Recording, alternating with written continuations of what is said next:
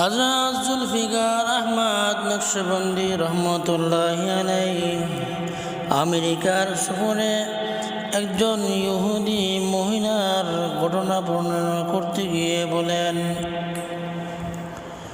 একজন ইহুদি মহিলা ইহুদি হওয়ার পরে, প্রথমে ইহুদি ছিলেন, ইহুদি থেকে মুসলমান হওয়ার পরে খুব একাগ্রতা ও দিনের সাথে নামাজ আদায় করত। তিনি অতি গুরুত্বের সাথে উজু করতেন। নামাজের বিশেষ পোশাক পরিধান করে তা দিনের সাথে অত্যন্ত ধীরস্থিরের সহিত নামাজ আদায় করতেন।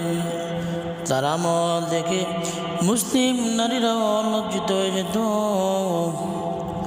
প্রকৃত দিনদার হওয়ার চেষ্টায় তিনি লিপ্ত থাকতেন। একদা তিনি আমার কাছে সংবাদ পাঠালেন, আমার কাছে এসে কিছু মাসলা মাসাইল জানতে চাই। আমি বললাম, ঠিক আছে।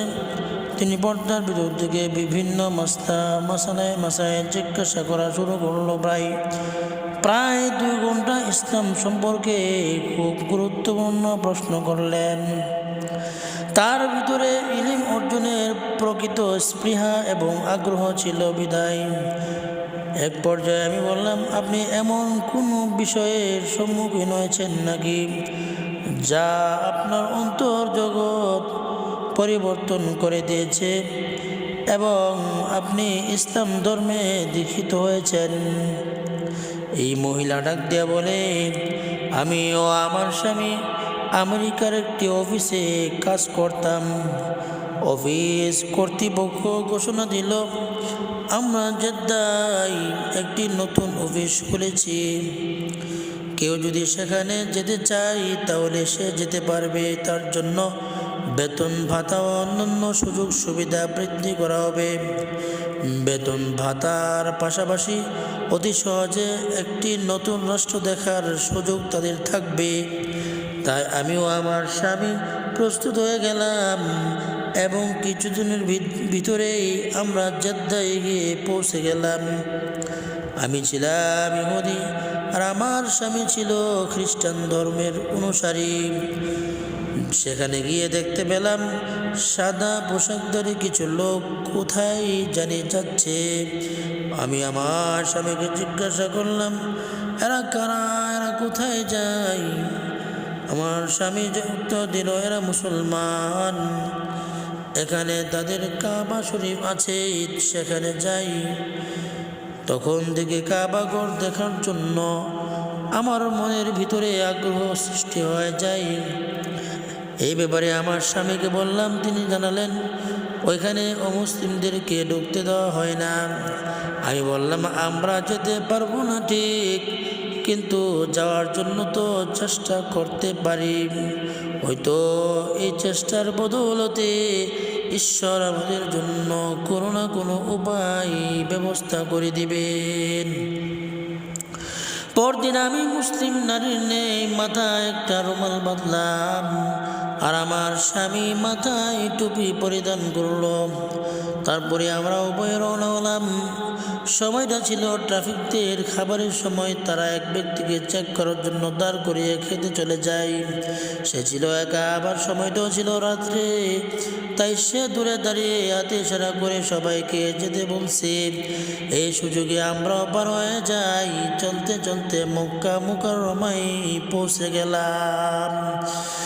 সেখানে গিয়ে লোকদেরকে জিজ্ঞাসা করলাম, মুসলমানদের কিবলা কোথায়? একজন হেরেমের দিকে ইশারা করে দেখিয়ে দিল। আমরা হেরেম শরীফের ভিতরে প্রবেশ করলাম। চলতে চলতে মাতাফের দিকে গিয়ে পৌঁছে গেলাম। বাইতুল্লাহর প্রতি আমাদের নজর পড়ে গেল। সেখানে দেখলাম আল্লাহর রহমতের অজর ধারা সদা সর্বদা বর্ষিত হয়। আমরা বাইতুল্লাহর দিকে তাকাইয়া রইলাম। আমরা ওই বিভোর হয়ে গেলাম।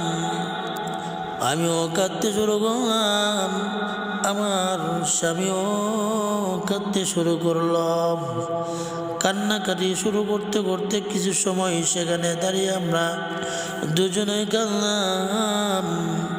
আমাদের অন্তরে পরিবর্তনের একটা হাওয়া বিরাজমান হতে লাগলো। আমরা একে অপরের দিকে তাকিয়ে রইলাম। স্বামী জিজ্ঞাসা করে, এই জায়গার রহস্য কি তুমি বুঝতে পারছো নাকি? আমি বললাম, হ্যাঁ গো হ্যাঁ স্বামী, এই জায়গার রহস্য আমার বুঝে এসে গেছে। তিনিও বললেন, হ্যাঁ আপনার নিকট তিনি জিজ্ঞাসা করলেন তোমার নিকট কিরকম রহস্য? আমি বললাম, আমার কাছে রহস্য প্রকাশ পেয়েছে। আমরা উভয়ে এই মুহূর্তেই কালিমা পড়ে একসাথে মুসলমান হয়ে গেলাম।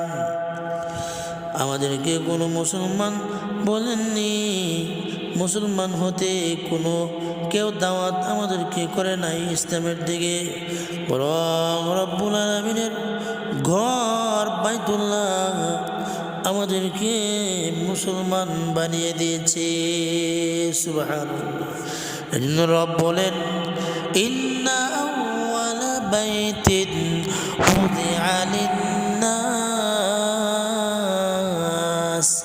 লাল্লাযী বিবাক্কাতা মুবারাকাও ওয়া